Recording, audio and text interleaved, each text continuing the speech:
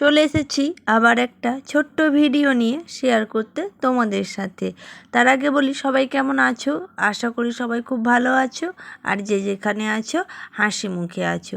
এই ভিডিওটি হলো রবিবারের সকালবেলায় মামা দিয়ে পাঠিয়েছে আম, আর দিয়েছে কিছু সবজি, আর মা তার সঙ্গে পাঠিয়েছে অ্যাডেনিয়াম গাছটা।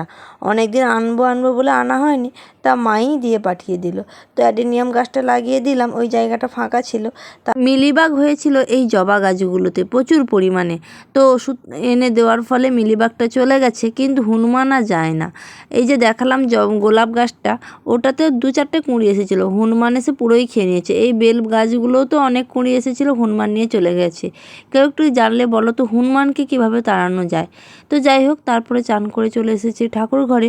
ফুল থাকা মানেই আর সময় থাকা মানে ঠাকুর ঘরটাকে না সাজালে মনটা কিন্তু ভালো লাগে না। অবশ্যই জেনে বলো ঠাকুর ঘরটা কেমন লাগছে। তো তারপর চলে এসেছি পান্তা খেতে। গরমে একটু পান্তা খেলে মনটাও ভালো থাকে।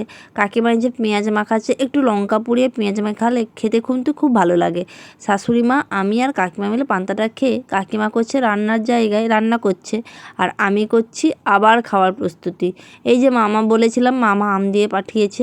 আমটাকে কেটে নুন চিনি মাখিয়ে ছাদে দিয়ে এসেছি ঢাকা দিয়ে রোদে। তারপর বসে গেছি আবার কার্যক্রমে আমের কাটায়।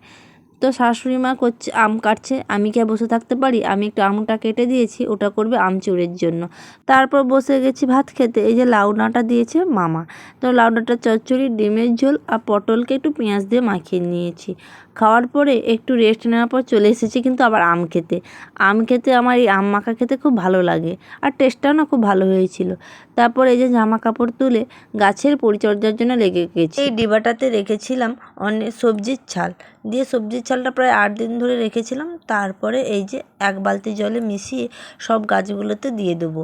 এই সবজির ছাল দিলে গাছগুলোতে খুব পরিমাণে ফুল হয়, মার কাছ থেকেই শিখেছি। তো গাছের ফুল হলে ভালো হবে কি, এই সবজির ছালে হাতে যে লেগে গেলে যে পরিমাণে গন্ধ থাকে, মোটামুটি আমি 10-12 বার সাবান দিয়ে হাত ধুলেও এই সবজির ছালের গন্ধ যায় না। কিভাবে যায় কি জানি, মোটামুটি আমি একটু সেন্ট টেন্ট দিয়ে হাতটাকে একটু ঠিক করি। তো যাই হোক, নয়নতারা গাছগুলো সত্যি নিজে হাতে লাগিয়েছি, তারপরে এত পরিমাণে ফুল দেয় যেন মনে হয় ছোট্ট একটা বাচ্চাকে আস্তে আস্তে করে মানুষ করছি।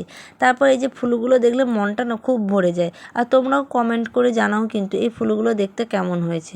অন্যান্য গাছগুলো নিজে লাগিয়েছি, কিন্তু এই গাছে অল্প দিনে অনেক পরিমাণে ফুল দিয়েছে, তো তাই নিজের একটু অন্যরকম ভালো লাগা। তো যাই হোক, সন্ধ্যেবেলা হয়েছিল মাংসটা রান্না করে খেয়ে তারপর ঘুমিয়ে পড়লাম। এখানেই আমি আমার ভিডিওটাকে শেষ করলাম। দেখা হচ্ছে নেক্সট ভিডিওতে। ততক্ষণে যেন সবাই ভালো থেকো, হাসি মুখে থেকো।